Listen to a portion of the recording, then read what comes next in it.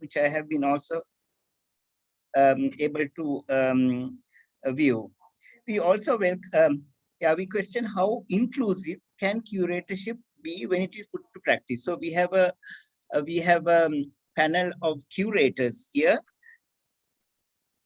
I have to click also some buttons. Yeah. We also welcome Dr. Heather Actona, Senior Curator of the First American Museums, Oklahoma City in the USA, who has experience of curating a museum, what was formerly called the Tribal Nations of America. This is a very new concept that you have, and I think you have just opened the museum, Heather, no? Very recently, or you're going to open this year, I think, in September, as I can see. Yeah. The question how, yeah. From Berlin, Germany, we have, and Windhoek, Namibia, we warmly welcome Dr. Julia Winter of the Central Archive of Ethnologischen Museum, Staatliche Museum zu Berlin. That's the ethnological museum of the big concept of State Museums of Berlin. And Dr. Golda Airos, who is the senior curator of anthropology at the National Museum of Namibia in Windhoek, working on a very recent project of repatriation of objects that arrived during the German occupation of the early 20th century. From Accra, Ghana, we also welcome Dr. William Mai, Head of Museums and Monuments Board. William, I looked, you have a very, very challenging job to in Accra, with many sites and many museums with a lot of loaded histories. And last but not least, from Sri Lanka, we welcome Kanchana Vijayasuriya and Amalka Vijayasuriya, who are cousins. Hi, Kanchana, I'm seeing you after a long time. Who represent the Aryapala Mask Museum in Ambalangoda. It will be also interesting to share their experience of creating a museum of their community and family, which represents a living, tangible, intangible heritage of ritual dancing in the south of Sri Lanka. It's a different concept altogether, which we'll be showcasing here today. And this is not a one-off show. Claudia has been visiting us online and in person also over the years at our ICH conferences, discussing various aspects of repatriation and other aspects of sharing. We also have been to Vienna. We were invited for the Switch conference. So we are just bringing forward our shared experiences and knowledge, this time with experienced curators who have a background in ethnology. And we will be also continuing these discussions on our future web discussions. So welcome to all. Golda, hi. It's nice to see all of you from different countries. It was a big job for Claudia to put everything together with different time zones. Initially, we want to have from Korea, and it also didn't work out because everybody was having a different time zone. But anyway, we are all together. Thanks for joining, and thanks to the ICH committee also for doing all the initial work, and our staff at the Sankatana Center. Over to you, Claudia. Yeah, thank you very much, Asoka. It's a pleasure for me to be the second time at the International Conference of the Humanities at the University of Kelaniya. And of course, unfortunately, we cannot be in person in Sri Lanka, which is really a wonderful and interesting country. And I hope that one day we can make another continue panel where we can all meet together in person. But on the other side, the virtual space gives us a possibility to join people from 5 different time zones in this wonderful meeting. And I think that what I'm looking forward is to hear so many perspectives from non-European curators outside of Europe, because we in Europe, we are struggling how to work and curate the colonized history of our objects. And I think that we can learn a lot when we talk with our colleagues outside of Europe and how they are dealing with this. So I'm looking forward to the panelists. And just one recommendation for sustainability: when we are just listening to a presentation, it's better to put off the camera. And just when we are coming for the question and answer, then it's we should put on the camera again. So I'm happy to see Heather again. We met the first time in Los Angeles in a conference, and then I invited her to Vienna. Heather is enrolled in the Chickasaw Nation and the descendants of the Choctaw Nation in Oklahoma. She's an expert in Native American art and curated several exhibitions. In 2007, she began teaching at the Oklahoma University School of Art and Art History in Norman, and she served as the James T. Bialek Assistant Curator of Native American and Non-Western Art at the Fred Jones Jr. Museum of Art, which is also part of the Oklahoma University from 2012 to 2018. Now she has a very responsible position as a senior curator in the First Americans Museum in Oklahoma City, which will be open in September. And unfortunately, of the travel restrictions, I cannot be there, but I'm pretty sure that I'm coming for the first birthday.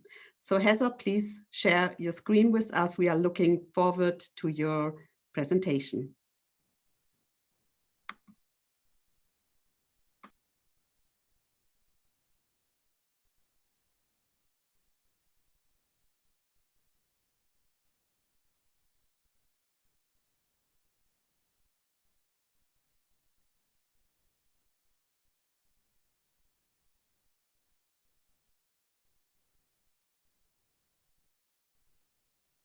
You are still muted, Heather. Please put on your microphone.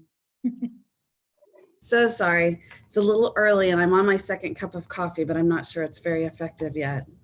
But I do want to say thank you to Claudia and Asoka and Ganga for the invitation to join you today. I'm very grateful for the generosity and kindness that each of these wonderful people has gifted me. It's my honor to share the conversation today with my esteemed colleagues, and with a deep sense of humility and respect for the present company, the remarks I've prepared for this presentation are grounded in the experience of my current position at First Americans Museum in Oklahoma City, United States. For you to understand that work, I believe you should know a bit more about me. As stated, my name is Heather Ottone. I'm a citizen of the Chickasaw Nation and descended from a long line of beautiful Choctaw women. I'm speaking today from Norman, Oklahoma, where the Wichita and affiliated tribes and the Caddo people have ancestral history. I live just across the river from the Chickasaw Reservation, a space upon which my ancestors laid a foundation for our survival. And it is through their diligent care and hard work, their faithfulness to the gifts given to us by our Creator, that I'm able to bring these words to you. It is through their strength gifted to me by my ancestors that I ambition to create space for Indigenous American cultures and philosophies and art within museums. From the work that I have undertaken for the last dozen years or so, it has become evident to me that we must shift our paradigm of thinking from thinking of collection objects as inanimate possessions and recognize that these objects have life, that they are actually living, and that they miss their people, their prayers, and their languages. This is as clear to me that the objects live in your collection vaults are waiting for you also to take action. And the first step is to act with humility and to begin learning. Let me begin by saying that I believe there is a wealth of knowledge that lays untouched within our cultural communities in relationship to the arts held within museum collections. And in order to understand this knowledge, each tribe, each community, each culture must be considered uniquely and not hegemonically through the lens of Native American. This wealth includes philosophical and scientific knowledge expressed through distinctive designs, the use of materials using culturally unique color theories and semiotic systems. If we are to understand the arts in our museum collections, we must humble ourselves as museum professionals to become open to learn.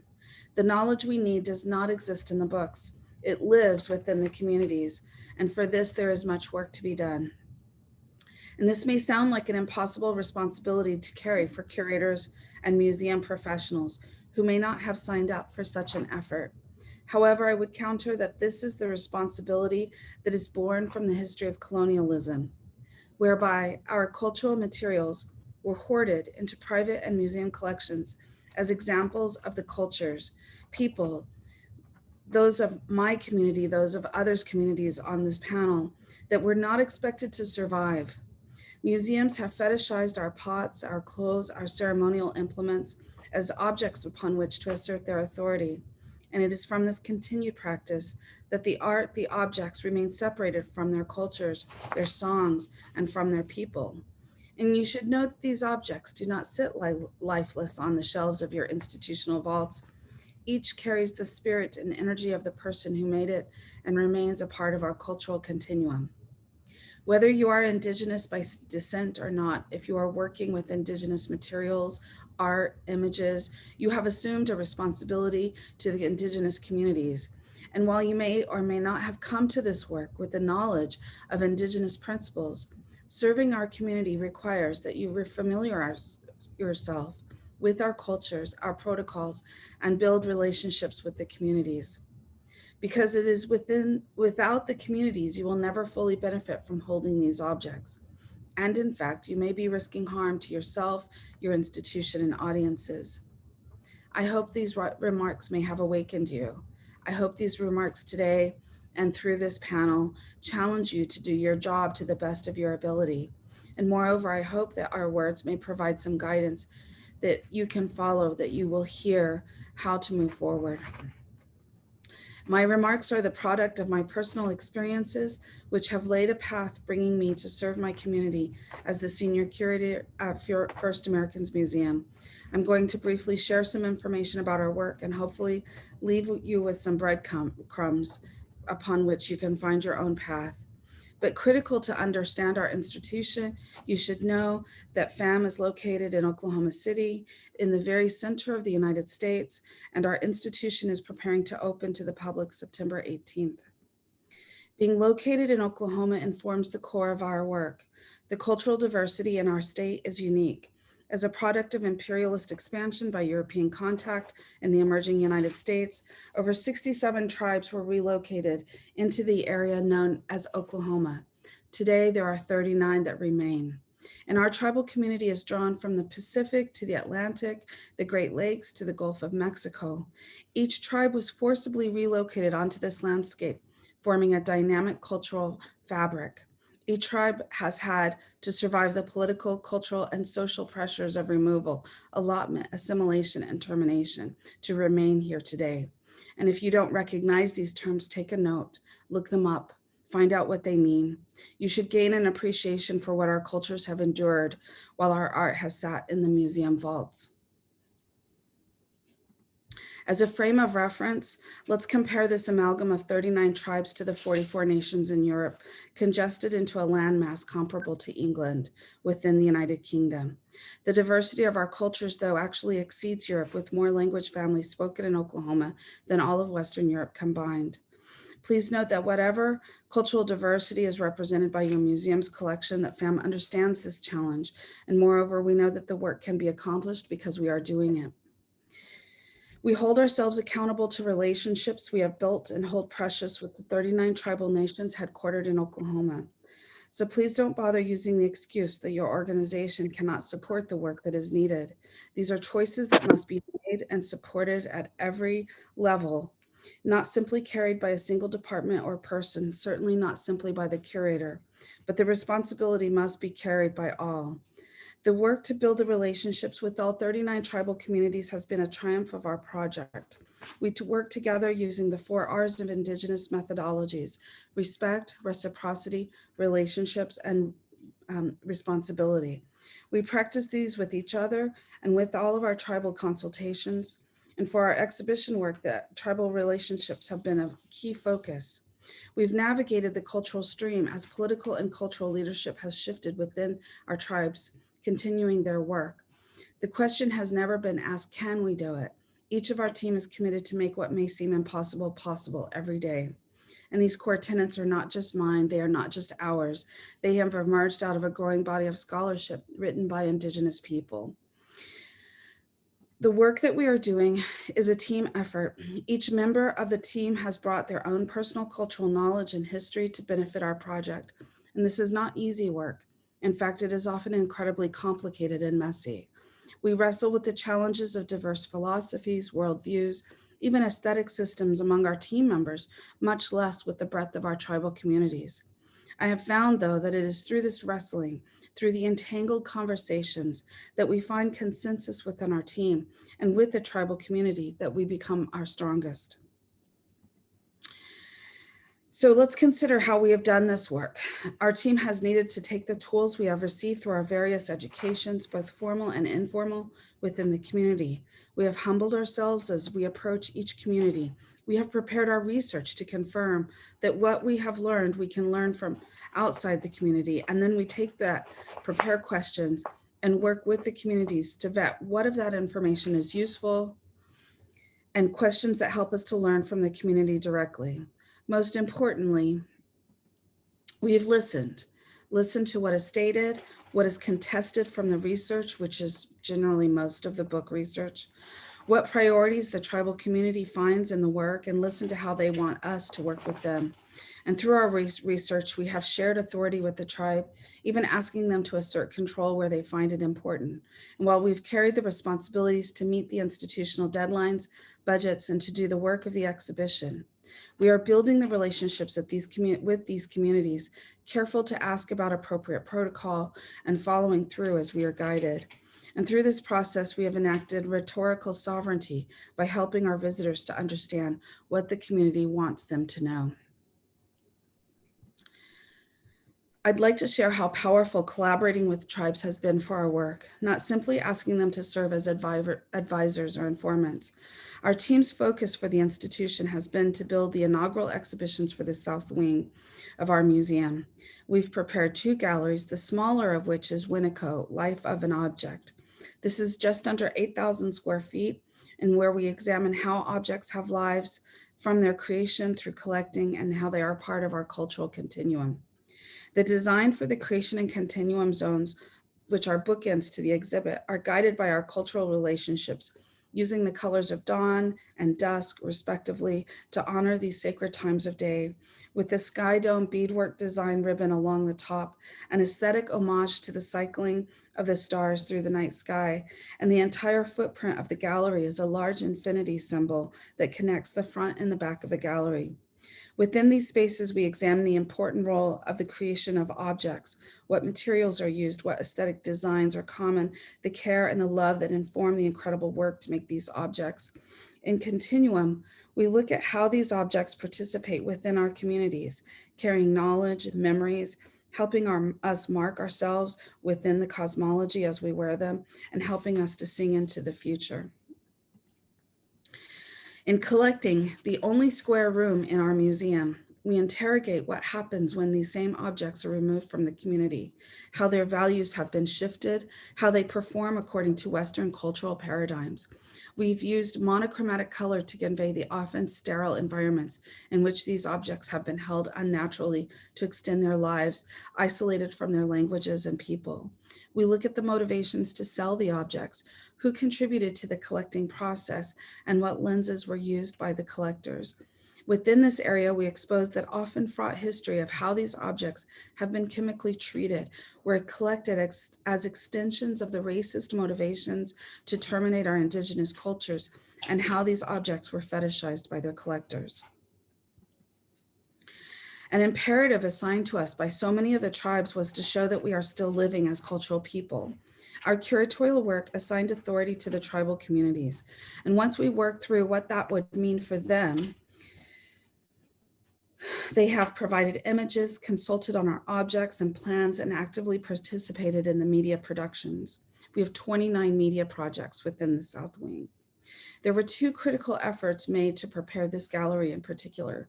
One was that when we worked with the tribes to reassign the objects to their indigenous names. Naming is such an act of power, and nothing is more culturally restrictive than to erase indigenous language and names. We worked with the communities to make sure that we were using the right gendered terms, subjugating English to the secondary position. Reconnecting the indigenous languages was a priority for us and informed many of our design choices, including having to find a font that could support the diacritical marks of 39 languages. Secondly, though, research with archival information provided by the collection notes, we worked to identify the descendants of the original owners and makers. Many of these families had no idea that their ancestors had given these materials to a collector. Co-curator Welena Quiton was able to spend 3 years in advance of our initiation to prepare the galleries and became familiar with the archival notes and had begun doing genealogical work within the communities to prepare for what was to come. Once the objects were selected, Welena focused on building the relationships with those families so that we could enact a reunion with the objects within our museum's facility. The first week after the objects arrived at our museum, we spent days allowing families to connect directly. As you can see from this image, this was significant for the families. They came dressed in their best clothes and often spent time talking about their ancestor to try to understand why these objects had been sent away, and reconnecting through contact and welcoming these objects back within the community's embrace. These were emotional, they were invigorating, and they were beautiful. First Americans Museum has benefited from the effort of building these relationships in untold ways. We are confident that we will make mistakes, but we are also confident that we have the support to move forward. Often our curatorial team has been admonished to get the work done, get our stories out there, and to move forward with confidence. So when I'm thinking about the urgent responsibilities of museums to Indigenous communities in collection and through exhibition narratives, my answer is that it is not simply about the exhibition or the research, that the work is needed to build the relationships, starting with the Indigenous communities whose cultures are represented within the collections.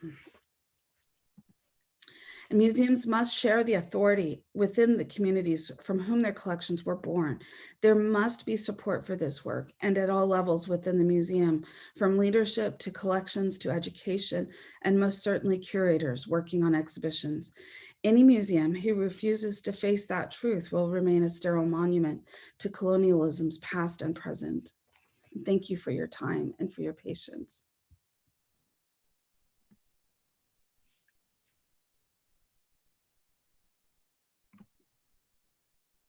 Yeah, thank you very much, Heather, for this very interesting, insightful, and compassionate talk. I think there will be some questions later, and now I would like to continue with William. I think he's still there. I hope so. So William is currently the head of communication at the Ghana Museums and Monuments Board, leading in various projects as a team member and a leader in the managing the forts and castles of Ghana, a serial listed in the UNESCO World Heritage with 28 components and documenting slave sites and slave history in Ghana. He's also the president of ICOM in Ghana, and a social impact assessment practitioner. So William, we are very looking forward to your talk. All right. Thank you, and for the opportunity. I missed the first meeting in Vienna with you guys, and it was such a pity that we were not able to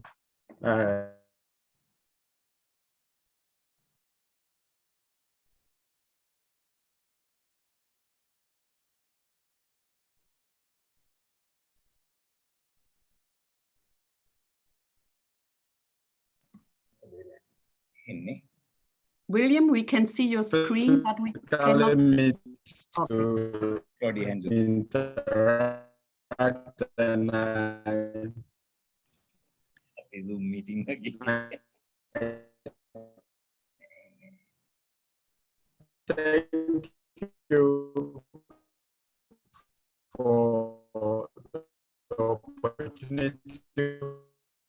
William, the audio is right now very bad, so we cannot really hear you.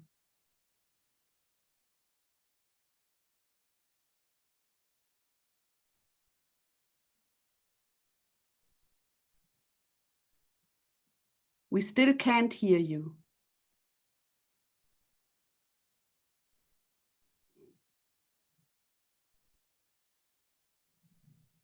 This is always a little bit a problem with the if Wi-Fi and internet connections are stable. William, would you like to try it again?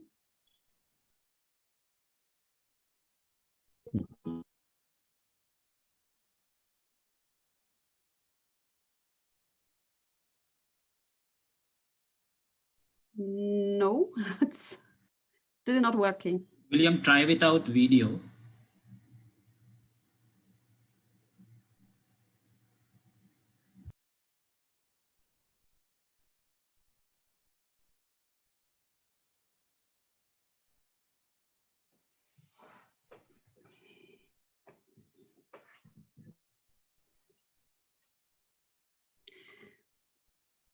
Okay, I would, William, can you hear me? I hope so.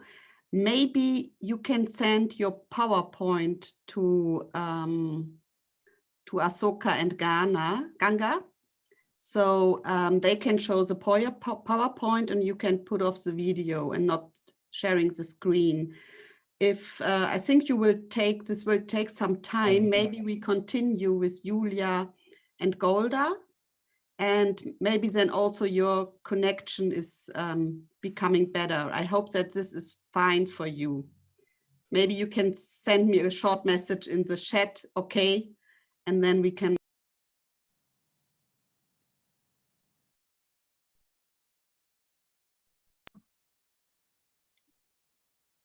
Okay, so maybe William, you are sending the PowerPoint to Ganga and Asoka. And now I would like to continue with Julia and Golda, which I think is a very interesting project because we have people from a curator from Germany and from Namibia who are working together on a project.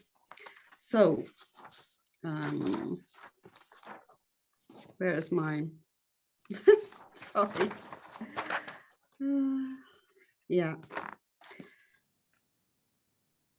I lost my notes.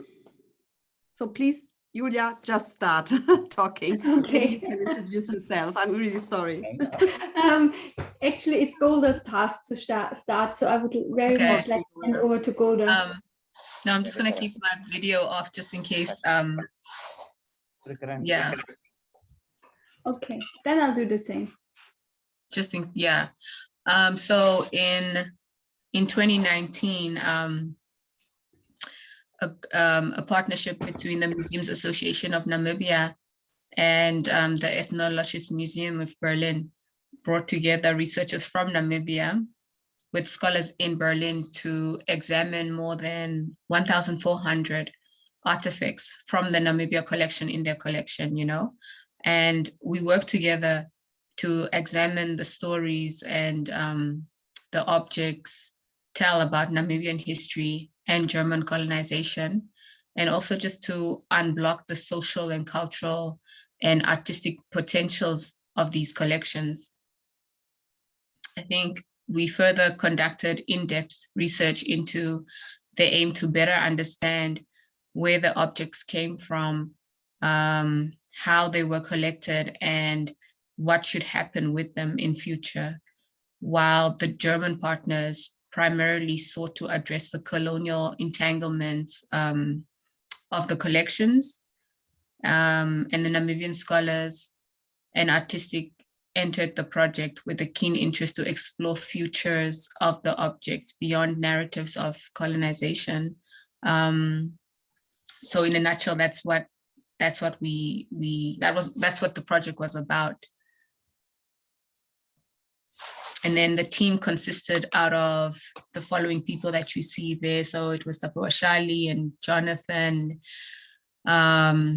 Cynthia, Jeremy, Herta, Werner, Nahoa, and then we had Julia, Kolya, and Eva and Renata. Who's this? I'm not sure, somebody is scribbling on our PowerPoint. Oh, I didn't know that okay, this was possible. It's fine. Yeah, so that the team consisted out of all these people. And then we had Moritz and Larissa. Moritz did this amazing documentary at the end of our project here in Namibia. He did a documentary, maybe taking us through the different steps and stages of the project, you know, so he documented that for us. Yeah.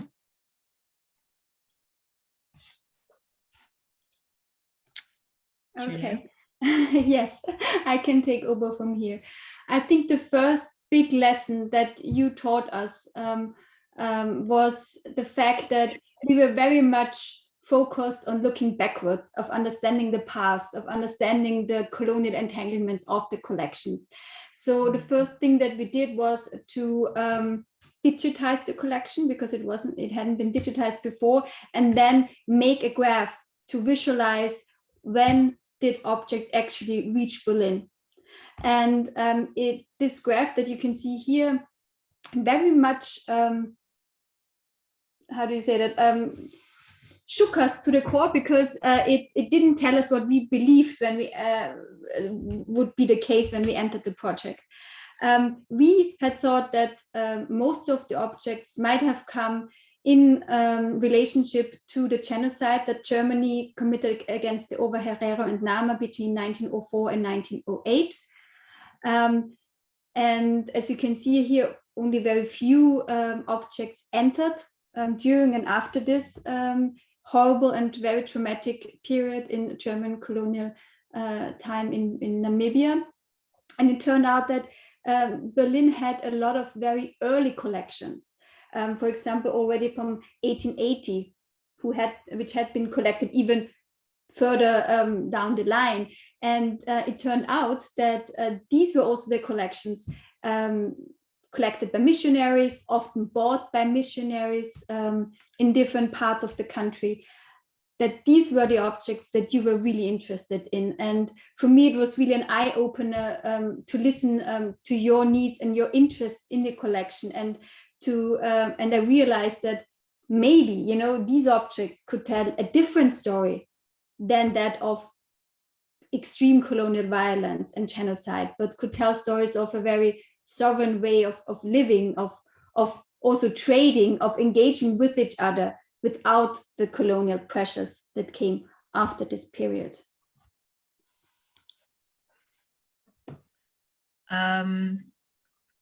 Yes, and this is some of our colleagues that are in the collection room, but my initial experience reacting to the collection was, I think I was in sheer shock of I mean, I had already decided that, like, Western museums, they place a lot of value on academic knowledge. So I could see where they would have missed the family or cultural knowledge of an object. But I think for me, I was caught back when I saw objects that I had seen, for instance, in my grandmother's glass cabinet, and I was just like, oh, this is not what I expected to see, you know, because when you sit back and you think about museum collections, you don't know what to expect, even though you go with that expectation of the collection consists of Namibian objects, you know? So I was in disbelief of just how important our cultural identity was to the colonizers at that time, you know, and it made me wonder, and it made me want to find out more about these objects and maybe investigate a little bit and see, like, okay, exactly why were these objects made? What were they made of, you know, and what was what purpose did they serve, and what were they called, you know, because there was a lot of missing information within the collection space. So after being shocked about it, I know I reached out to Julia and asked her, you know what, there are particular objects that I want to focus on, and those are the ones that I need you to help me with, to just get more information as to where and how and when they were collected. And then I did the same with just calling back home and trying to find out especially the ones that I had never seen, you know, and it's a different feeling when you actually have it physically in your hand and you are able to examine the size and the feel, and when you're able to see and actually count all the stitches, and you're curious about where the material came from, because the other thing is also just because in school they never teach you these things, you know, and in school everything starts literally from the liberation struggle or from the German occupation, but there's nothing prior to that, you know. So this was real evidence of our existence before anybody actually coming to Namibia, and what the people used to do and how the sort of lives they lived. Yes, and I remember the picture that Julia is showing. I think I showed it to a colleague of mine also, and she actually said, "Oh, it's so weird how this image represents that power play for the knowledge of the notion of the object, you know, as opposed to it being in a museum. But now it feels like they are in a museum, because I took Julia and Moritz into the village, and one of our Omas was showing them how to put together this dress, you know. So she was so comfortable in her environment, and she was comfortable enough to just sit and stitch parts of this dress for them, you know. But whereas, as opposed to her having to go to a museum and experience that, it wouldn't have the same feeling, you know. And it made me think about me that's in this profession as a museum professional. Like, it made me think more about how do I make museums more likable, can I say, for my own people. And yeah, before I dwell on Julia.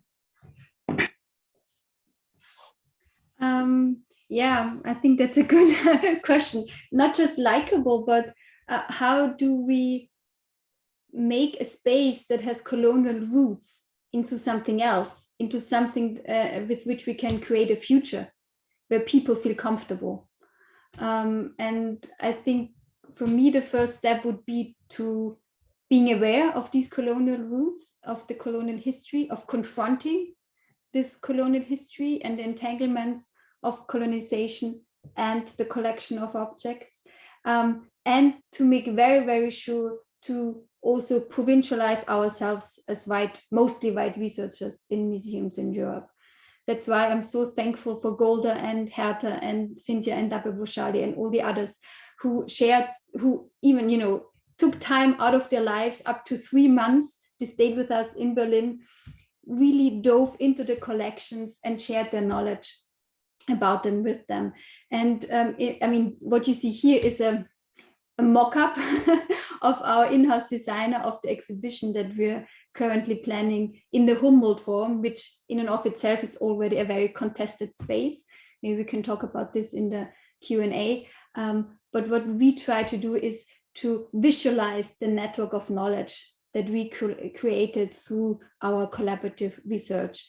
And there is not one label which is above the other, but all of these labels that you can see here show voices and knowledge of the people who were involved in this process. Also, for example, Oma Rebecca is there, and she talks about her knowledge about dressmaking, and Golda then refers it back to the collection and what she learned from that. And I then give some examples of, for example, the provenance of the objects themselves. So that's what we try to do, and obviously we also very much question the knowledge that was there in the museum, in the archives, in the digital repositories with which we started working with, and what it turned out to be. And that's just a latest teaser. We were very much, we were grateful that Cynthia Schimming, who's an internationally renowned artist and fashion designer, to also come work with us. So it was curators, it was scholars, historians, and it was Cynthia as an artist who brought her own family history and her expertise in the history of design and fashion in Namibia with her, and very critically engaged, not just with the fashion that she found in the collections and the jewelry and the items of clothing, and also got inspired for her own creative work, but also to critically reflect, for example, on the historical photographs that you see here, and that she then used for an artistic installation at the Humboldt Forum. So yeah, maybe to conclude, I would like to hand over to you, Golda, to give your perspective on how to start decolonizing. I wouldn't say decolonize, but start decolonizing work. I think the main important thing for us was to get that ethnic name out there, you know, and move away from the English terminology or the German terminology that the object was being labeled as, but giving it its original name. That was really important. I think in the room, everybody was just like, okay, but this is what we call this and this is what we call that.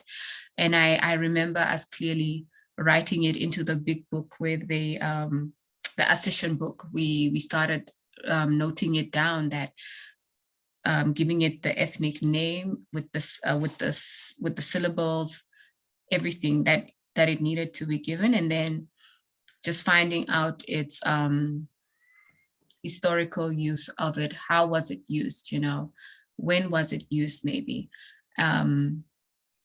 So for me, it was just really breaking down that knowledge systems that was already in the collection, and then putting in the important missing information, of which was now the ethnic name. And I guess it's a thing of representation also, how I would want my clan to be represented. And because we were 1, 2, 3, I think we were 3, we came from different cultural groups. So we were all very vocal about what is the right way to represent each of those groups. And I think that really shone out. And it also shed light onto historical gaps that were missing, you know, like you see, there's so much, like when we looked at some of the works that were done with some of the objects, you could see that, yes, there was actually engagement between the two cultures or between the two groups, because there wasn't necessarily a feud or anything like that, because these people worked and lived amongst each other, because these were good at this and who was good at that. So a lot of trading did happen, but the relationships did exist, you know, and it's not as today as people think that the Damara people don't really gel well with the Herero people. But for me, it's basically about breaking down the knowledge systems that are in the Western museums. And it was done with a name, basically, with changing a name, starting with changing a name.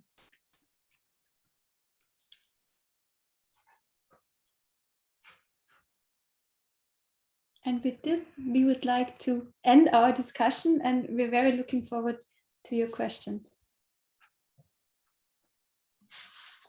Yeah, thank you very much for this very interesting talk. And it was interesting for me to see that naming an object was now also a topic, like in Heather's talk before. I don't see William right now. I'm hopefully we didn't lost him at all, but so I would like to give the word to Asoka to continue with the other panelists, please. Asoka? He's still there. Yeah, okay. Hello, I had to unmute myself. Yeah, so I won't appear on the screen. Yeah, we have now 2 members of a family with whom I have been also associated in Sri Lanka over 3 generations. This is the youngest generation. They're cousins, Amalka and Kanchana Vijayasuriya.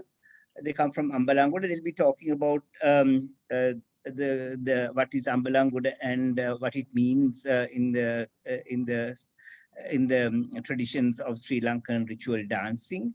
My own engagement with this family goes back to about 50 years, or yeah, something like that, 40 years. And I know that there are collections of masks outside Sri Lanka. It's not only the masks, it's also costumes worn during a certain ritual dance or dances, and also the drums. So it's a lot of artifacts that are stored and exhibited in the museum, and the family is not museum keepers, but they're keepers of tradition. And that's the important thing, that these tradition, the masks represent a certain tradition of ritual dancing in the coastal area of Sri Lanka.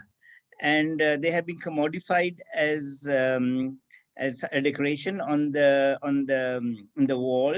That also Kanchana will be talking. And Kanchana is a trained dancer, not only in Sri Lankan ritual dancing, also in Kathakali and South Indian traditions. Amalka, on the other hand, is an archaeologist in the family, and also comes from another area of research. But they are now they have this repository of masks, drums, costumes, and also have a dancing school. So we are having a live tradition going on in Sri Lanka over the years. And over to you both, Kanchana and Amalka. Thank you, Professor Ashok, introducing us with lots of generosity.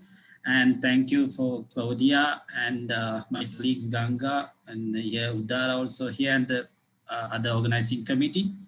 If you can give permission to share my screen.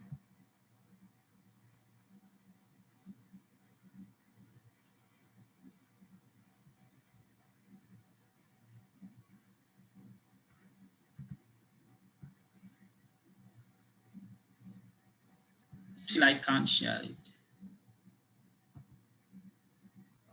Is it shared? Is my screen shared? Yes. Okay. You know. Okay, Yes, right. we can see this is yours. So here I'm Amalka and my cousin sister Kanchana Vijayasuriya here. So we are from a family having a background with, as Professor said, with a background of mask carving and mask dancing. You know, we are from Ambalangoda, is a southern city, coastal city of from Sri Lanka. And, you know, in here I have given a slogan, the tradition towards future. That means, you know, as he mentioned earlier, we have been doing in our family, we have been doing this for exactly, we can say, more than 5 generations. But we are, in fact, we are trying to do more research on that regarding our historical background, if possible. It goes back to, I think, 7th. Yeah, the 7th. Yeah. 7th. Yeah. Yeah. So having that background, we would like to continue our talk on these topics. Who we are. I already introduced that. Then importance of Ambalangoda. Then after that, our forefathers who were the master carvers. Then the collection we have, and about our museum, and the things and the activities we have been doing for years to take this to the future. So first of all, about Ambalangoda, you know, it's Ambalangoda is generally famous for artists. So, but we don't have very far the large history like prehistoric evidences and other historic evidence we don't have. But Ambalangoda in southern part of Sri Lanka is especially famous after you know, the Europeans' arrival. So looking at this temple, the temple called Sunandarama is the main temple. There are 11 temples in Ambalangoda, but this is the main one. So you can see the structures So it has some colonial architectural patterns. You can see, see these arches and all. And there are some Kandyan style, but it's Southern school style. We can say it's a Southern school tradition. So there are a number of this kind of valuable Kandyan style paintings. And in that temple, there's a bell tower. It's also again built by one of my great grandfathers called Ondonga Silva Vijayasuriya. So this is to show you the ancient photograph and before conservation, and we have taken actions with the Department of Archaeology Sri Lanka to protect this monument. We conserved it recently, and now it's claimed as a protected monument of the country. So having this background, Ambalangoda is always famous. When people say I'm from Ambalangoda, it's always mentioned the name mask. So here to show you the famous two masks that we have with us in our collection. The king, we call it Mahasammata king, the leader to all human beings. Mahasammata and his queen, the Manikpala queen. In Sinhala we call Manikpala Bisava, the queen of the king. So these two masks, it goes back to then we have not done any scientific datings, but comparatively we can say that it goes back to more than 250 years back. So now let's, I'll give brief introduction about my forefathers who were the master carvers in our family. This is my grandfather called Aryapala Vijayasuriya. He's a, we call him Aryapala Gurunanse, everyone call him like that. Gurunanse is the local ritual healer. He's a local doctor, in fact. So, and he's very well mask carver, and apart from that, he's a good dancer.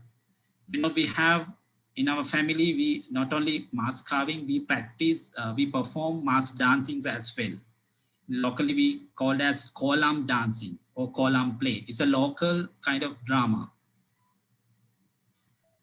And these again, the other generations, my sister Kanchana's father here in this picture, and other members of my family, they were the master carvers.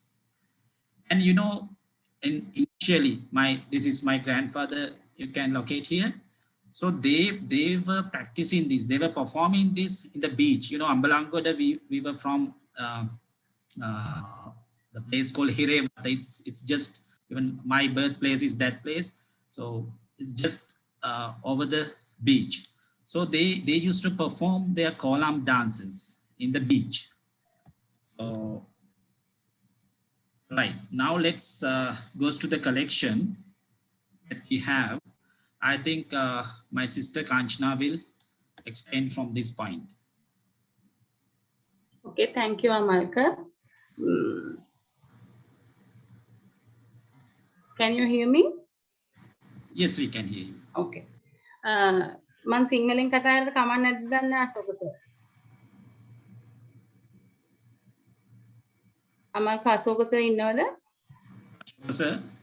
Hari, okay. You were supposed to translate. Oh, can you hear? I will translate bit by bit, yeah. So, and the slide also gives the English translation, it in English, so we will manage. Don't worry, Kanchana. Yeah, okay. Okay, thank you. අපි දැන් බොහොම ඉස්සර කාලෙදී වෙස්මුණු පිටිවල එල්ලලා තමයි හරි එහෙම නැත්නම් ඊට පස්සේ සමහරක් දේවල් ඔය පෙට්ට ගමේ දාලා තමයි අපි මුණු තියාගත්තේ. Now, masks were put into the box, in these large boxes, or hung on the wall in earlier times. Right? Continue. ඊළඟට අපි ඊළඟ පින්තූරයට යමු අමාල්ක බලන්න පොඩ්ඩක්. ඊට පස්සේ දැන් අපේ වෙස්මුණු ගොඩාක්ම පිටරට කෞතුකාගාර අධ්‍යයනය කරද්දී ඒ තැන්වල අපේ තියෙන කලෙක්ෂන් එකේ මුණු බොහොම අඩුවෙන් තියෙන්නේ. නමුත් අපි අඳුරන අපිත් එක්ක පවුලේ හිතවතෙක් විදියට ආශ්‍රය කරපු කෙනෙකු ජර්මන් ජාතිකයෙක් රූඩි කියලා යාගේ නම. එයා ගාව අපේ මේ වෙස්මුණු කීපයක් හා ලංකාවේ වෙනත් ප්‍රදේශවලත් තියෙන එයාගේ ළඟ අපේ ලංකාවේ වෙස්මුණු කීපයක් අපේ සම්ප්‍රදාය මුණු කීපයක් ඒගොල්ලන් ගාව තියෙනවා. Is how the masks are then exhibited in a normal house with other artifacts. This is from the private collection of one Mr. Rudy, German. Yeah, how masks change location and have a different value over. Yeah. ඊළඟට අපිට දැන් මේකින් පස්සේ කෞතුකාගාරයක් 1987 දී අපිට හම්බුණා. 1987 එක ලැබෙන්න ප්‍රධාන හේතු උනේ මහාචාර්ය වොල්ෆ්ගන් ලංකාවට ආවා කෝලම් ගැන පරිශ්‍රණයක් පවත්වන්න. ඒ පරිශ්‍රණයේ පවත්වන්න එනකොට එයා මුලින්ම මුණ ගැහුණ මගේ සීයව. Then yeah, in 1987 the museum was opened. Finished, no? In 1987. Yeah. Started in 1987. Yeah, that was thanks to Dr. Wolfgang May, and thanks to him also I got to know Kanchana and her father in Leipzig. So it's a long story, and with his support and also support from other the German government, it was possible to open this mask museum in Ambalangoda. ඊට පස්සේ ඒක ප්‍රායෝගිකව ක්‍රියා කරගෙන යෑමේ අවශ්‍යතාවයක් නිසා අපිට කලායතනයකුත් ආරම්භ කරන්න ජර්මන් ජනරජයෙන් උදව් කරා.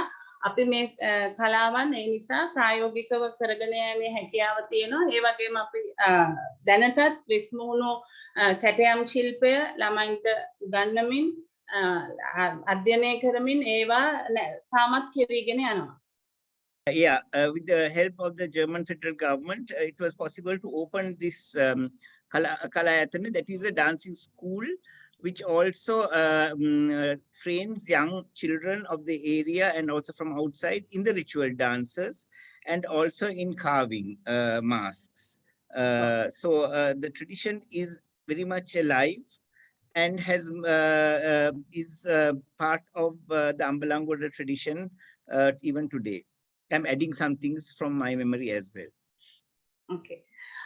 ඊට පස්සේ අපි විවිධ අවස්ථාවන් වලදී විවිධ උත්සාහයන් අරගෙන තියෙන මේ කෝලම් සම්ප්‍රදාය ඉදිරියට ගෙන යන්න යම් යම් වෙනස්කම් කරමින් එකක් මම හිතන්නේ මුලින්ම මම කියන්න ඕනේ මගේ තාත්තා අක්කවයි මාවයි කෝලම් කරලියට ගෙනල්ලා ලොකු ආන්දෝලනාත්මක කතාවක් ඇති කරගත්තා. ඊට පස්සේ එයා මුලින්ම දැන් ගොඩක් වෙලාවට කෝලම් සම්ප්‍රදාය නටන්නේ මඩුවක එහෙම නැත්නම් අපි වැල්ලේ ඒ විදියට නමුත් තාත්තා ඒක වේදිකාවට ගෙනාවා. ඊට පස්සේ අපි අමල්ක මම අක්කා අපි තුන්දෙනාත් එක්ක උත්සාහ කරලා 2012 දී අපි මේ විදියට අලුතෙන් නව නිර්මාණයක් කියන්නේ එම කෝලම් මඩුවේම දේවල් අපි ඇඳුම් වෙන්දනම් ඇඳුම් විදියට පාවිච්චි කරේ සාමාන්‍යයෙන් ගමේ තියෙන ඇඳුම් ගෙදර තියෙන ඇඳුම් ගෙනල්ලා නමුත් අපි කොස්ටියුම් ඩිසයින් කරලා මේ විදියට 2012 දී උත්සාහයක් ගත්තා කෝලම් අලුත් සමාජයට ගෙනියන්න. Yes, this is a long story short. It was normally performed in the beach. I have never seen it in the beach. Then it was performed in the garden of Bandhu, where they created a stage, a temporary stage once a year that had been performed, and everybody came. We all came. The whole kolam lasts a whole night. Then recently, I couldn't see this. Bandhu, Mr. Bandhu Vijayasuriya passed away some years ago. After that, Kanchana and Amalka got together and performed in a new way the kolam, which is a long show, in a more concise way in Ambalangoda in 2012, using other costumes and to make this more this tradition more easier to understand and also to enjoy in an evening show, because normally a kolam dance performance lasts a whole night. So they have made it into a performance on a stage. ඒකම කියනොත් නමුත් අපි මේ විදියට අලුත් කරත් තාමත් අපි සාම්ප්‍රදායික කෝලම් අඩුවත් අවුරුද්දක් පාසා මේ අපි පෙන්වන්න උත්සාහ දරමින් ඉන්නවා. නැත්නම් අවස්ථාවල වලදී අපිට නොහැකියාවක් ලැබෙන මොකද දැවැන්ත මුදලක් යන නිසා. නමුත් අපි පුළුවන් හැම වෙලාවකම ඒක ඒ විදියටම කරන්න අවුරුද්දක් පාසා අපේ කලායතන භූමියේදී අපි රඟ දක්වනවා. They have been also engaged in performing this column. There are a lot of characters, I think about 50 characters, and it's a very expensive thing, this column evening, and they have been doing it once a year, keeping the tradition of their forefathers mainly. Can see them also here dancing, and also sometimes on the, we'll continue. ඒ විදිහටම අපි මේ විදිහට පෙරහැර දැන් 100 මූලිකත්වයෙන් කරපු මේ කවුද අපේ අම්බලන්ගොඩ පෙරහැරේ අපි නැටුම් එකතු කරගෙන තියෙනවා. මොකද මේකට අලුත් 50ක් එකතු කරගන්න 100 තමයි 100ගේ කාලේ ඉඳගෙනම කරගෙන ගියා. අපි දැනටත් මේ වාර්ෂිකව පවත්වන පෙරහැරෙත් අපි මේ වගේ සංදර්ශනයකට යනවා වෙස්මුණු බඳපු නර්තනයක්. Yes, in annual processions, also they have been participating. Kanchana's father also has been telling me how they also took this tradition, which was already outside the dancing area, onto the streets, and it is very much an accepted and a required thing to see these mass dancers from the kolam tradition performing on a normal perahera or a procession. අපි ඒ වගේම විශ්වවිද්‍යාල විවිධ පාසල් එහෙම තැන්වලදී මේක ප්‍රචාරය කරන්න උත්සාහ කරන වෙස්මුණු ප්‍රදර්ශන අපි විසින් ඒගොල්ලන් අපිට ස්ථානයක් ලබා දුන්නාම අපි එතනට ගිහිල්ලා ඒ වෙස්මුණු ප්‍රදර්ශනය කරලා ඒ දරුවන්ට එන විද්‍යාර්ථීන්ට ඒ ගැන අවබෝධයක් ලබා දෙන වැඩපිළිවෙලකුත් ගෙනනවා මේක ආරක්ෂා කරගෙන යන්න. They have been also taking the collection out into mobile museums, in an educational program, also to universities, as you can see. And that is the second, other than performing, teaching within the Kalagare or the dancing school, they also educate outside their area, outside Ambalangoda. ඒතරක් නෙමෙයි අපි මේක දිගින් දිගටම ප්‍රායෝගික මට්ටමින් කරගෙන යන අපහසුතාවයන් වෙනකොට අපි DVD එකක් විදියට එලි දැක්වුවා. ඒකම අමල්කගේ තාත්තා භද්‍රානන්ද විජේසූරිය පොතක් ලිව්වා. තාත්තා පොත් දෙකක් ලියලා තියෙනවා සම්ප්‍රදායික සිංහල වෙස්මුණු හා ගරාමඩු ශාන්ති කර්මය කියලා. ඒකත් ඒ විදියටත් අපි උත්සාහ කරලා තියෙනවා මේක ඉස්සරහා පරපුරට මේ සම්ප්‍රදාය ගෙනියන්න. The family also is interested in publishing the knowledge, because there are texts, and these texts also are published, have been published along. So there is a text tradition, there is a dancing tradition, there is a singing tradition, mask carving, costume tradition, all very much vibrant and alive.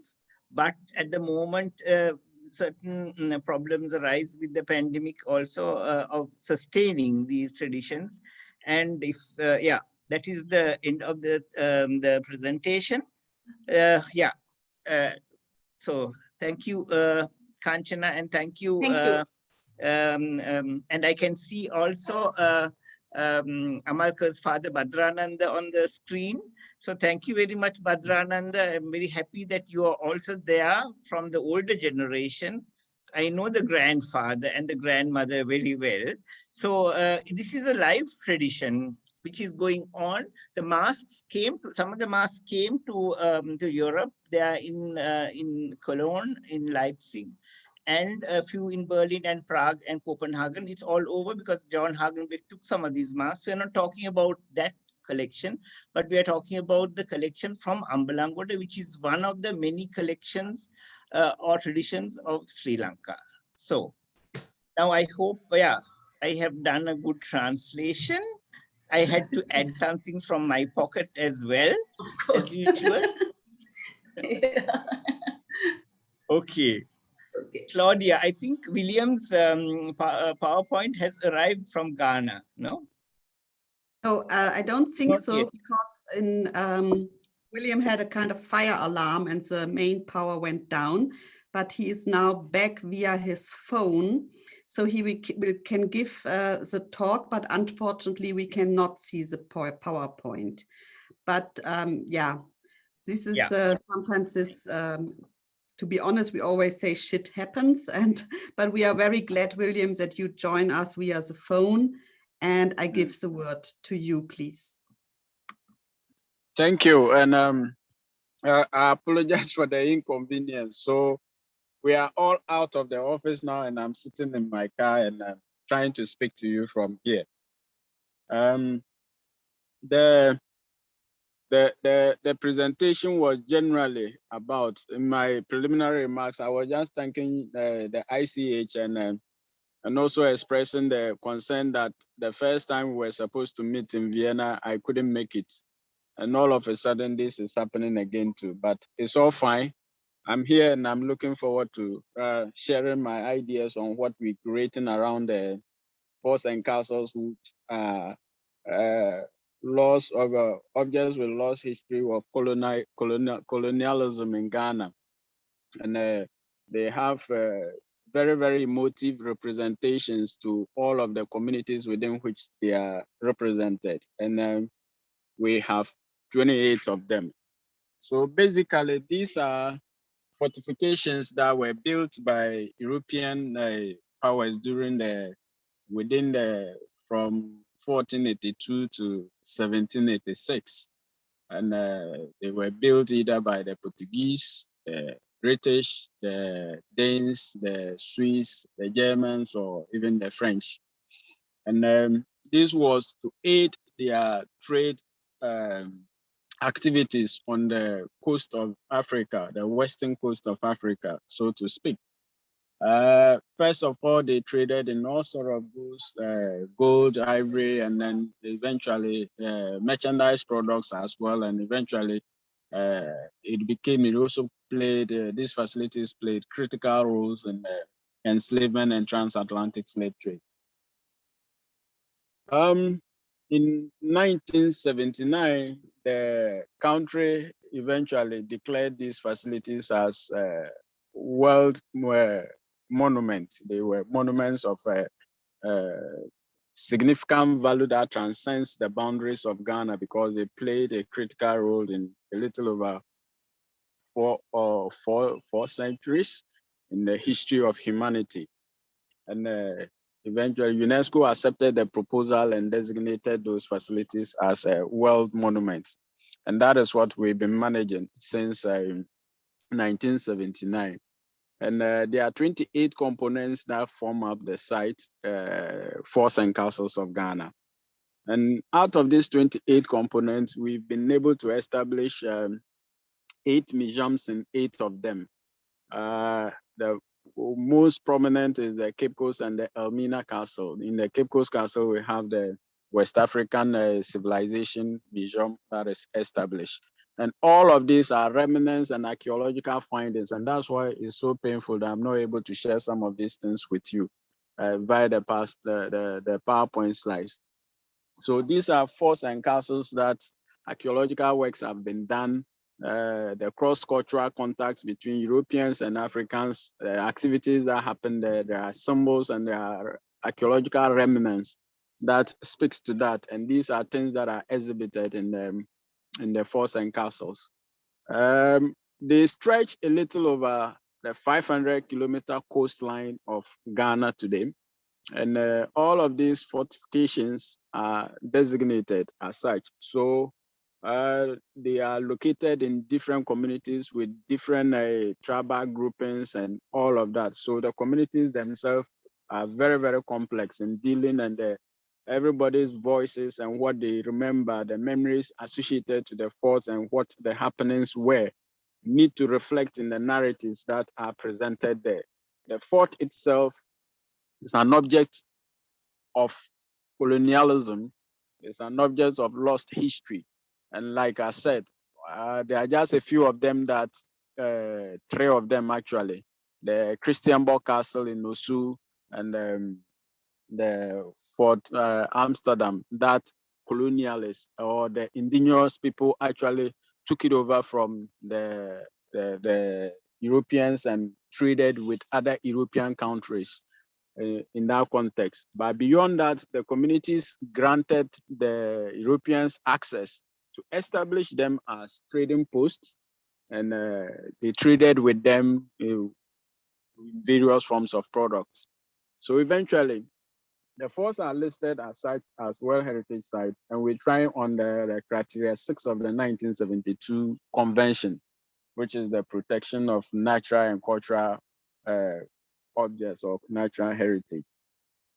So under the criteria 6, the listing is the association of the facilities to the emotive and the transatlantic slave trade. And that is what they represent. So if you walk into the space, the first stories that we tell you is the building history, who built it and who occupied it at what point in time. So you take, for example, the Cape Coast Castle, built by the Swiss, eventually taken up by the Portuguese, then the Dutch, the Danes, then eventually the British. And that is how the stories go. If you take the one at the Osu Christianborg, started by the Swiss, taken over by the Danes, taken over by the Akwamu Kingdom, which was an indigenous community in the country, then eventually the British. And that is how the stories go. So we interpret all of these representations. We try to present all of these events that took place in the train. Some of these things are also enacted.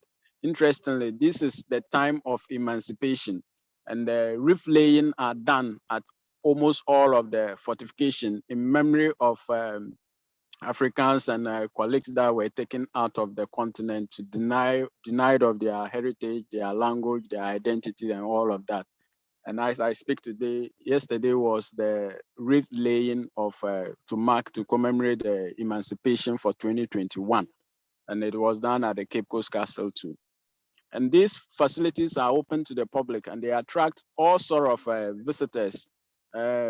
Just last year, 2019, no, 2 years, 2019 was declared as Year of Return to mark the 400 years of the first documented evidence of the arrival of enslaved persons in Jamestown in the US. And Ghana celebrated it and declared it as a Year of Return, encouraging also African brothers and our within the African continent and the Africans in the diaspora, giving them the opportunity to come and reconnect. And several of them came.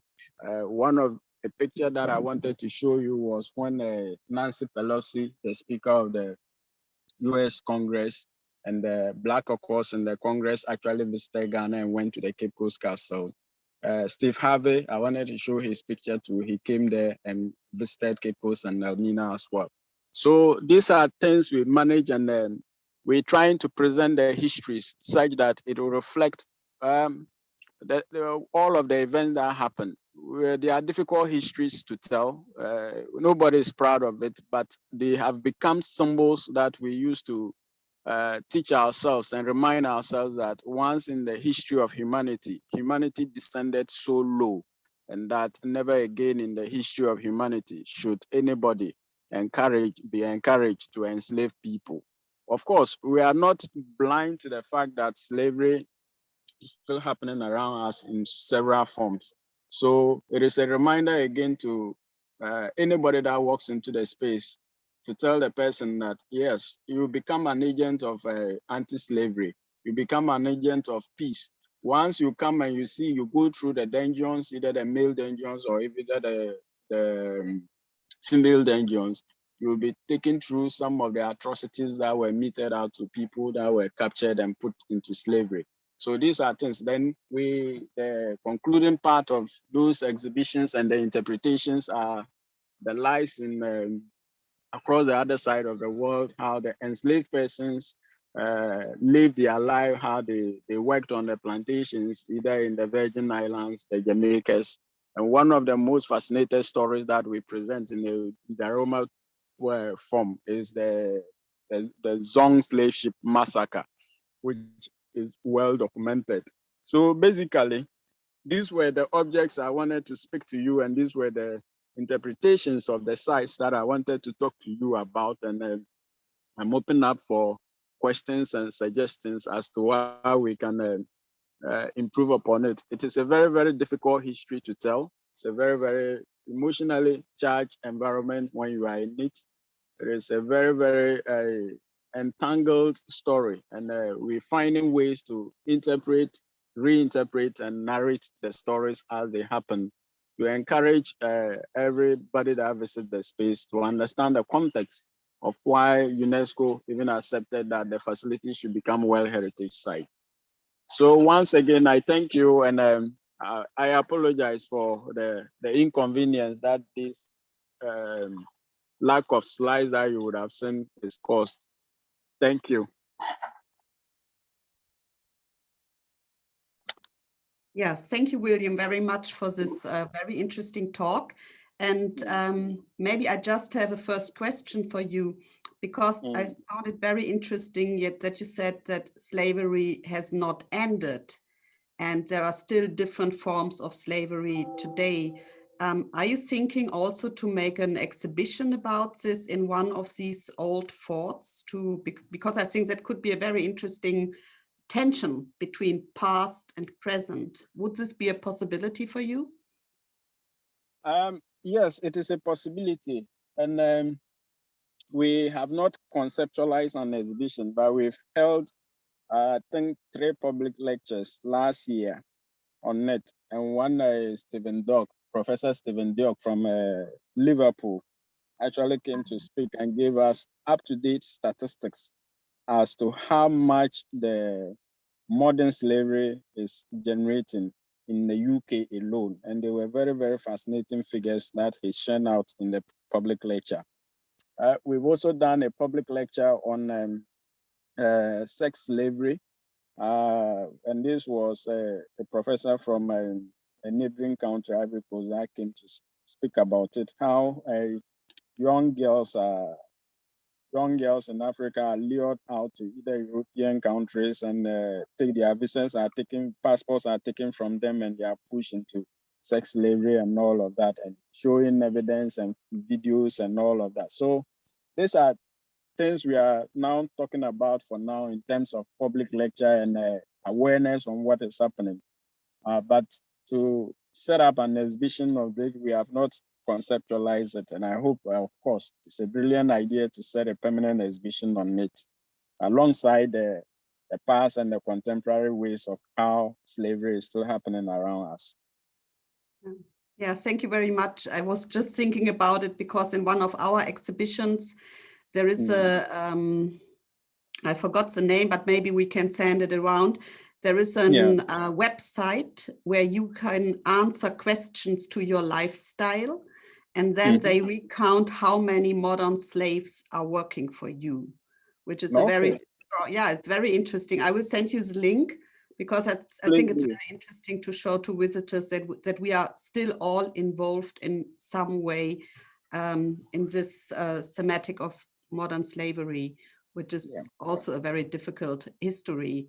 In the chat, we already have one question for Julia and for Golda, especially for Golda, because you show a photo where your colleagues were holding an object in the storage of the museum. Please, and the question is if you can tell a little bit more about this special object and the perspectives, the different perspectives. I think she's talking about Candina. Yeah. Julia. Yes. Would you like to talk about it? No, you can talk about it. Okay. So this is all knowledge that particularly our dear colleague Neoa Kotodonkwa gave to us. As you can imagine, in the inventory books, this you can see, even yourself, you don't have like an association what it could mean, but in our inventory books, it was called a doll. And then Neoa came to the storage facilities and she looked at it and she was like, this is not a normal doll, because we have this in the Okwanyama kingdoms, which is the northern parts of today's Namibia. There is this tradition of creating dolls, which are given to young children, to young girls, and once they get engaged, the fiance of the girl will give this doll the name. And this name will also be the name of their first child. So there's this whole history of how these dolls are involved in ceremonies of name giving, but also of marriages. And she looked at this doll and she was like, this is not a normal doll. Do you see the beads? You could, like back in the day, in the late 19th century, you could buy a cow, not even a cow, a black oxen, which is like the most valuable cow back in this, yeah, the most valuable cow. And you could buy one black oxen with this string of beads. So whoever made this doll, whoever ordered this doll to be created, must have been a very wealthy and very important person. And then we started looking, and Neo had just finished a research on the history of the Ondonga kingdom. And she came about this book by Hermann Tönnies, who was a German missionary and who worked in this region in the late 19th and early 20th century. And when we went back to the inventory books, the name that was connected to the doll was Hermann Tönnies. And we looked in this book, and a historical photograph of this doll jumped at us. And it became clear that with a lot of more research being done on it, that Hermann Tönnies married the daughter of a Finnish missionary, and the Queen of Ondonga, Queen Olongondo, created and gifted this doll to his wife at their marriage ceremony, in order also to give them their blessing. And this story isn't told in the book, but we could recreate it via different paths.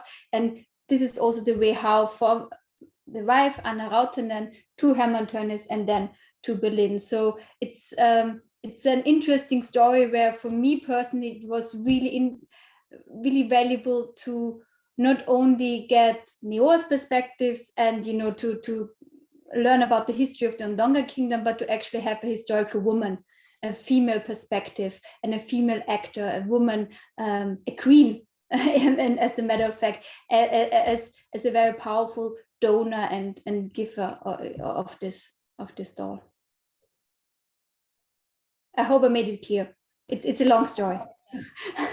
Good evening from Sri Lanka. If you could hear me, could you give me 1 minute, please? Yes, please. I am the one who raised this question. I'm one Kahandala from Sri Lanka. About this doll. It was a very fascinating story behind that. Actually, I never expected that to be. Thank you very much for explaining about that. I want to thank her especially. Thank you so much. I also have a question for Golda, because Golda, you are working as a curator at the National Museum in Namibia. Mm-hmm. And yes. So maybe you can tell us a little bit more about how you are in Namibia are working with communities in the museum. Is this something which is already established, or? Well, let me say I started working there in April, and it's only because of COVID, but like I've been doing a lot of desk research in terms of trying to backtrack where these objects came from and identify where these objects are from. But for me, it's so important that the community takes ownership of these objects, and of the stories that come with these objects. And just as the labels are in Germany, are the labels in my collection, because my collection was also dormant, because the curator that was there before me, Bernhard Schulz, he followed the main way of how to document it. So I know I'm doing a lot of, by myself, I'm doing a lot of object biographies. But as soon as COVID is over, or as soon as the lockdown is over, because currently we are in a lockdown and we're not allowed to travel, I do want to reach out into the communities and have a workshop with them, show these objects, and then rewrite these object biographies, one object after the other, so that we can just do away with the accession naming and sizing and whatnot. So I think it's very important to work with community. Like, I love working with community because I learned so much. I learned so much cultural knowledge that I could have never known.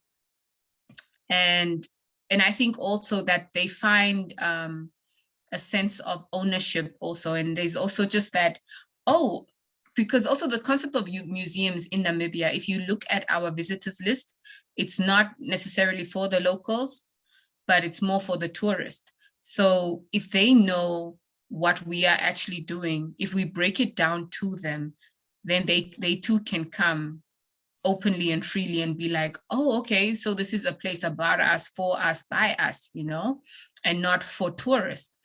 And I think that's why I want to work with community more, because I feel there needs to, I need to also draw a line as to how far I can go as a curator and where the community can step in, because there are a lot of objects that are sacred. And as much as it would look pretty on a stand, maybe it wasn't meant to ever be shown, you know, and I never want to disrespect anyone in that manner. And such awareness can only come from community, because it's not in any of the books that are at the museum currently. So I am trying to do a lot of community engagement, not only for the elders, but also for the youth, to also build connections with the youth, because the youth know absolutely nothing. Like, they know absolutely nothing, you know. They don't, I think even going back to our villages now, because our villages are also modern now, they won't really see these objects. The only place they'll see it is in museums. So I'm trying to also build these connections with the youth. So it's both the elder and the youth that I'm playing around with right now. And hopefully once we have once everything is good and the green lights are good, we can really do provenance research, like real provenance research, and be able to document each and every item in my collection with a story, possibly with an audio, just to preserve it. And that's the vision that I have. And also just a way to keep the elder folks from not passing away with knowledge, because sometimes when now they are in their retirement ages and there's nothing to do at home, and you know, so many people have passed on, but like, and the knowledge goes with them. So I really do want to document that. Yeah.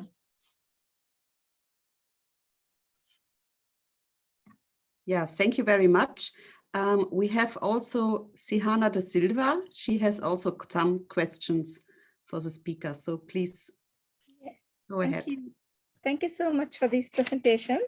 I was particularly interested in the kolam and the historical roots of the tradition. If they could explain if there is a date that they could put, and whether this tradition is whether it's localized to Ambalangoda, and how far spread in the island it was even in the historical past. And also the association with the sea. What is the significance? Does it imply that it's come from overseas? If you want, I can translate in a rough way for them. Do you want me to translate into Sinhala? I would like to answer to the first question and the third one. Yes. More or less similar. It's, you know, when we talk about the historical background and the coastal relationship, you know, the Kanchana's father, my father's brother, Bandhu Vijayasuriya, he did the research on that. So, you know, he has good connection with southern India, especially with Kerala. So he went there and he studied the traditional dramas and traditional, that Kathakali and such dancing items. And, you know, he was talking about, I still remember, he showed me some photographs and videos. They are those steps of our, you know, our Gurula Raksha, especially the Gurula Raksha steps are more or less similar with those kind of some other, I forgot the name of those, I think Kanchana, my sister, It is Teyam. Teyam, okay. Yeah, Teyam. Teyam and our Raksha dances, the steps. While we dancing, the steps are more or less similar. And not only that, they don't wear mask, but the way they decorate their face and everything, again, the similar with our Raksha mask. So from that point, he again came to Sri Lanka, and what he did, you know, my grandmother's generation, they came from the area called Dodandu. Dodandu is a famous ancient port site. Again, so I'm just telling the clues, but we can't conclude anything. We can't interpret it in that way. But my they had my father's brother Bandhuji Suri he had a belief that this tradition might have come from southern India because of those similarities. But it's not a final conclusion. Unfortunately, passed away, and we had to continue. It's not a final conclusion, as I said. We need more evidence to prove that. Apart from that, I think the second question, my sister can answer for that.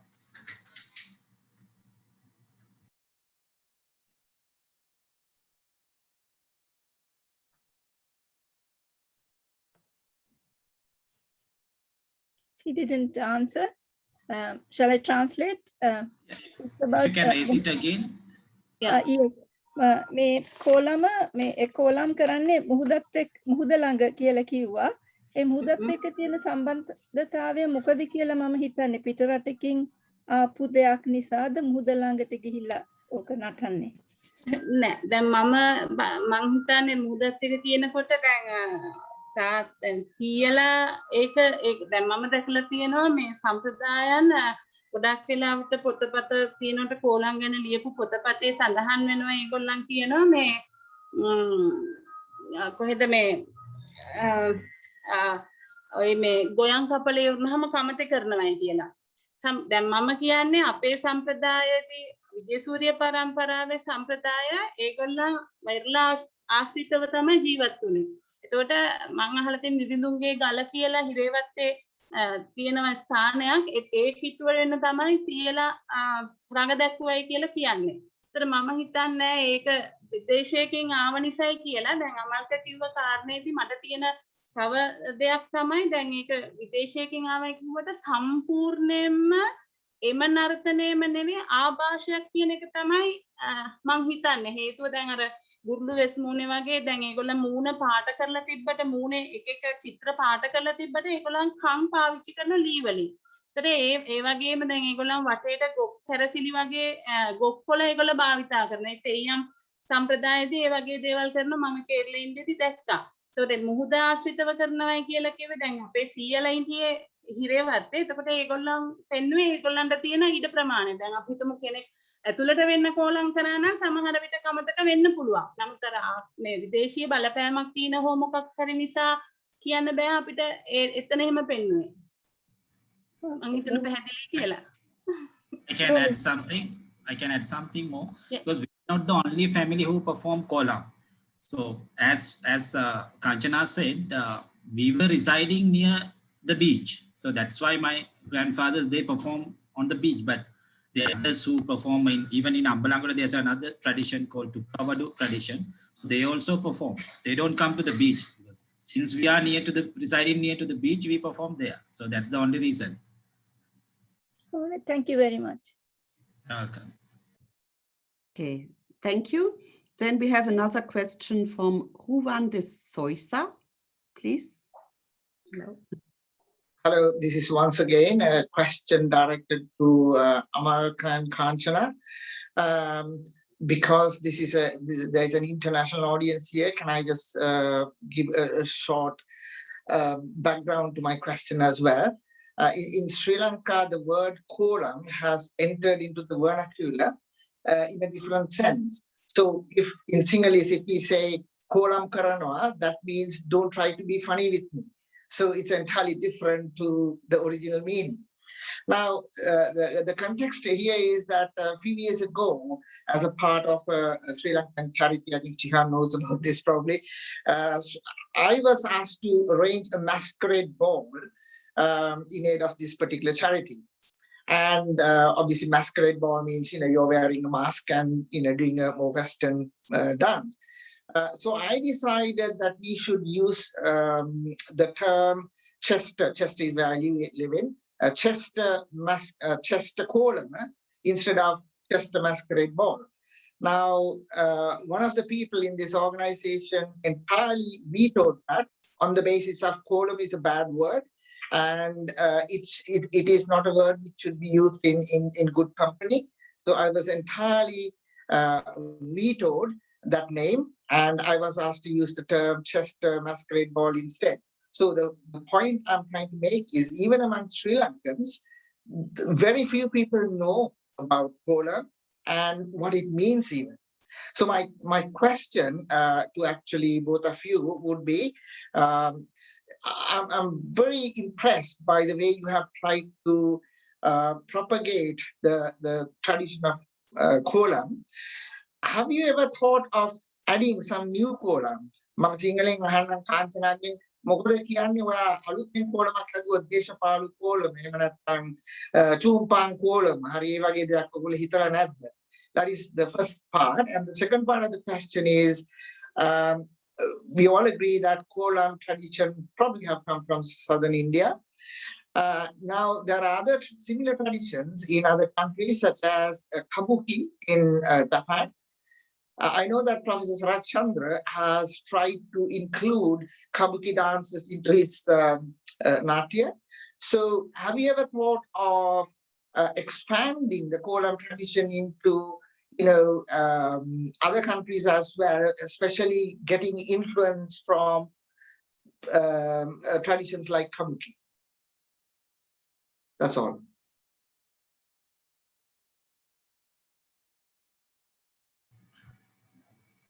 Kanchanaka, you can answer to that because she already, not only her father also already created one new character called Mantri Kolam. Kanchanaka, you can answer to that. Yeah, I will. කොලං ගැන එහෙම කතා කරද්දී නම් කීපයක් හිතෙනවා කොලං කියන එකට නිර්මාණය වෙන්න ඕනේ කියලා. නමුත් අපි දැනට උත්සාහ දැන් තාත්තා මං හිතනවා කාලෙන් කාලෙට කතාන්දර එකතු වෙලා තියෙනවා. නමුත් දැන් ඇත්තටම අපි ගොඩාක් උත්සාහ කරන්නේ මේකේ තියෙනවා දැන් ඔබතුමා කිව්ව විදිහට කොලං කියන වචනයයි මේක කොලමක් කියනකොට හා මේක ජනනාට්‍යයක් ලෙස විග්‍රහ කිරීම තුළ යම්කිසි පසුගාමී තැනක තියෙනවා කියලා මටත් හිතෙනවා. ඒ කියන්නේ එතන දැන් ජනනාට්‍යයක් කියලා කිව්වහම අපේ රටේ විග්‍රහ වෙනකොට නූගත් ජනතාව විසින් මේක කරන දෙයක් කියන කරපු දෙයක් කියලා හිතන තැනට ඇවිල්ලා තියෙනවා කියන එක මම හිතනවා. නමුත් ඒකම මට කියන්න ඕනේ කොලං කියන එකේදී අපි මේක මේ සදේ විවේචනයකට තමයි ලක් කරලා තියෙන්නේ. නිද්දේ විවේචනයකට ලක් කරන්නේ නැහැ. බොහොම සියුම් ලෙස තමයි මේ චරිත මේ විග්‍රහ කරලා තියෙන්නේ. ඔබතුමාගේ ප්‍රශ්නේ උනේ අපි අලුත් කොලම් හදන්න නැද්ද කියන එක. ඇත්තටම තාත්තා මන්ත්‍රී කොලමේ කියලා කොලමක් එක සැරයක් අපි කරා ඒක. නමුත් ඉතින් ලොකුවට ඒක දිගටම කරේ නැහැ. මොකද අපි නිරන්තරයෙන්ම උත්සාහ කරේ සම්ප්‍රදායම නැවත ඒකම කරගෙන යන එක නිසා.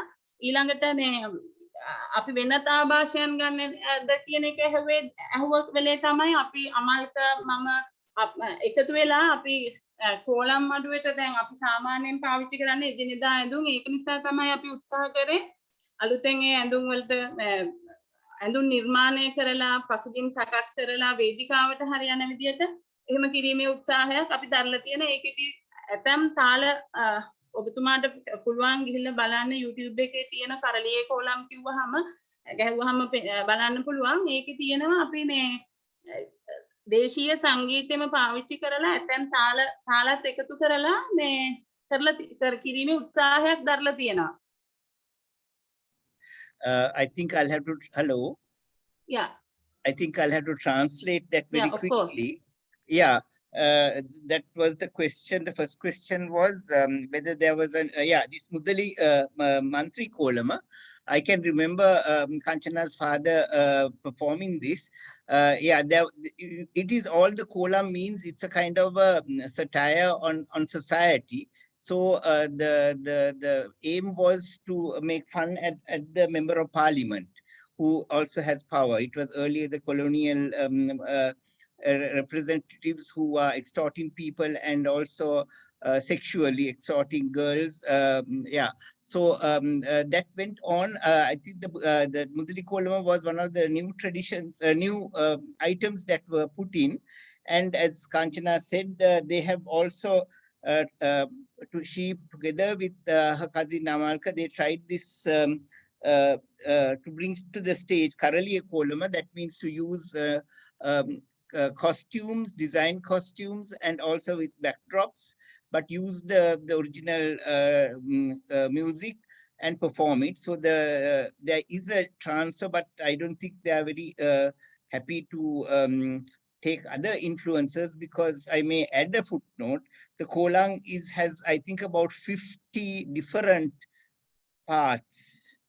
Amalka, no? I mean, there are 50 විතර තියෙනවා නේද කොලම් මේ කෑලි මේ කතාවල් කාංචනා. ඒකස දැන් විවිධ ප්‍රදේශවලට දැන් අපි හිතමුකෝ අපිට මේක කෝලම් කිව්වට පස්සේ අපිට විතරක් නෙමෙයි. දැන් අම්බලන්ගොඩ ගත්තොත් අම්බලන්ගොඩ මහා අම්බලන්ගොඩ. ඒතර ඒගොල්ලන් අතරත් සමහර කතාන්දර අපේ ළඟ නැති කතාන්දර ඒගොල්ලන් ගාව තියෙනවා. ඊට පස්සේ අපි මාතර ගත්තාම උඩුපිල යටිපිල. ඒ විදියට මම අද දකින විදියට ඉතාමත් ලොස්සක් තමයි මේ සම්ප්‍රදාය රැකිලා තියෙන දෙයන් තියෙන්නේ කීප තැනක විතරයි දේවල් කෙරීගෙන යන්නේ. I just just to summarize, there are other areas that also perform kolam, and the stories don't match sometimes, but each area has their different stories. It's a real a treasure trove to look at how the society functioned in earlier times. In Matara, there was a Udupila and Yatipila tradition, and Ambalangoda also there was a tradition. Q&A, the Amalka. Yeah, I think Amalka should translate these things now. Yeah, so it's the kolam itself is a vast area, but I had a discussion this morning with both of them. They are not only kolam, they also have the Sunni tradition as well. So that's a healing ritual. So it's a vast area, and I think the research on this would take about 10 or 15 people to do the research on this one tradition of kolam. And the word kolam is not in any way a bad word, because the designs they do, the Tamil community also do on the ground, are called kolam. So there is, and we all use these ritual dance names to ridicule. We say Jausan Natanda Epa, Kolankaranda Epa. All those ritual dances have a negative connotation in contemporary society with the names. So that's what I wanted to add. So anyway, so over to the next question, Claudia. And one more thing, Professor, Mr. Wan, this also asked about the kabuki in Japan.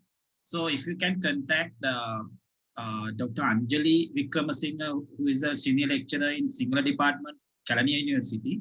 She did her PhD on that. She tried to correlate kolam dances and the kabuki.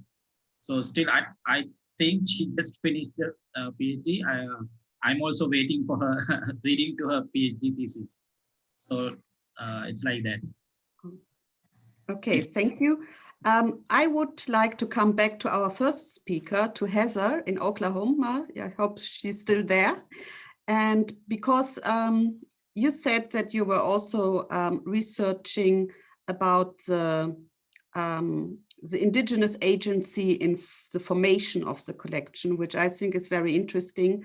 And I also worked in my PhD about the question, especially why people gave very important sacred and personal objects, or objects who were more persons than objects, to collectors. Can you tell a little bit more about your outcomes to this question? I can, but I also want to just advise that one of the goals our museum has is to work with the communities here whose collections, whose objects sit in the collections. And I realized after I got done speaking that it was such an assumption on my part, and I apologize.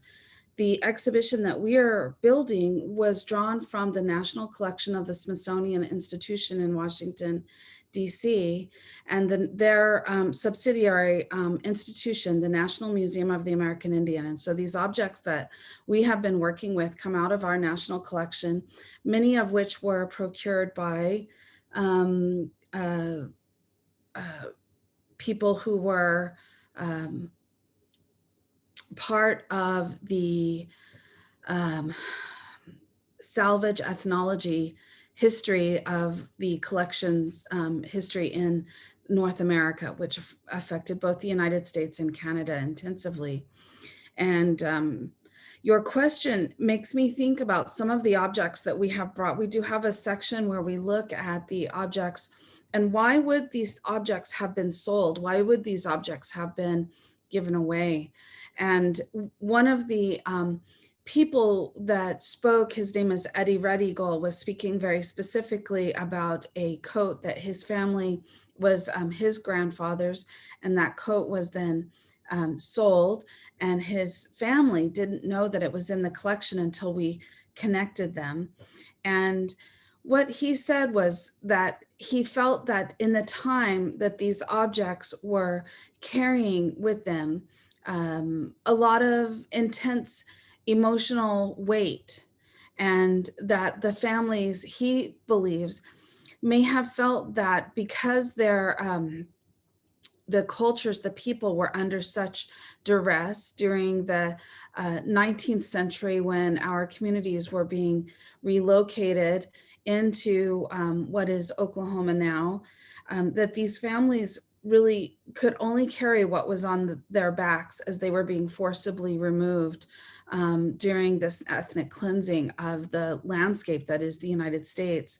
And that during that period, the care and protection of objects was very challenging because they didn't necessarily have stability for a home. They didn't necessarily have, you know, this sort of assumption that they would be able to care for these things. And as these collectors were coming through the community at that time, he believes that his ancestor, his grandfather, hoped that putting it into a collection might extend a place of safety for the object to take care of it. And so it was sometimes, I think, a product of sort of the economics and, you know, being able to sell something for a few dollars at that time for many of the families may have meant, you know, a week's worth of food or more, and that it was a way of feeding their family at the expense of these objects. But survival was very much something that everyone was working to secure for their families, some kinds, you know, these simple things of home and food and such. But there was also some of the materials that are in the collection, we believe, were a product of the sale, was a product of the introduction of new materials. So for instance, we saw that families were selling pottery that had been used for cooking, but it was during a time when the introduction of, for instance, cast iron skillets were coming into availability. And cast iron skillets are so much more durable than the traditional ceramic pots that had been used for cooking. And so we suspect that some of it is a product of the evolution of simply the availability of different types of materials. So these are complex stories, and each object lends itself towards further exploration. We're getting ready to open in September, and we are preparing this exhibition to sit for 10 years, which seems incredibly long, but it is. It will have a rotation of objects at the 5-year term. And our hopes and ambitions are that we will be able to work with the communities in our museum to extend and elaborate on the history of these objects so that we can create a more thorough record of the objects than simply what the collector's notes provide. By engaging the community directly in the conversation. And the National Museum has committed to our institution to partner with us to facilitate those conversations. Okay, thank you very much. I'm really looking forward to visit your museum. And I just see that we are at the end of our panel. And I can imagine that there are still some questions are running in our minds and coming up in the next days. And I really want to say thank you to all the panelists taking the time to make it in a very complicated situation for, I think, most of us. And I hopefully we can continue this discussion in the future. I think a visit to Heather's Museum would be a very, very good place to continue and to learn more about this very respectful way to deal with collections from indigenous people we in Europe are taking care for. And yeah, so thank you very much from my side. And I would like to give the last word to Asoka, please. Yeah, preparing the whole conversations was also for me a new area. Also what Heather has been working on, and Julia and Golda together, and also William's area. It was amazing new areas for me to listen to, and how different curators have been working with their objects and tracing back certain object histories. So I think we made one step forward, not to tell how museums should be, but how it actually works. Because we are very good theoreticians, we have a lot of discussions, how should the National Museum be inclusive and things like that. But I think when you really go to work, there are a lot of problems of who represents whom, and how do you do it carefully without hurting somebody's story or neglecting somebody. Thank you very much. Unfortunately, we didn't have William's PowerPoint, because that was very interesting. I saw those forts, and been already asking how should we go now to Accra to see these monuments and also the objects. Thank you very much. It has been a great pleasure to work, and we will continue, as Claudia said, on different platforms, also to meet each other and see the collections, and also network. Unfortunately, the conference is not facilitating us to network even over a cup of tea. Otherwise, we would have walked out of this room and enjoyed a cup of tea or some kind of snack, or the cultural show in the evening. All that is not unfortunately possible. Thank you very much for putting up with all our idiosyncrasies of time lagging and all these. There were a lot of misunderstandings when this discussion was going to take place because of the time differences. Thank you very much, all of you, and have a nice evening or a lunch break. We are going home now. The evening has started. Bye. Bye.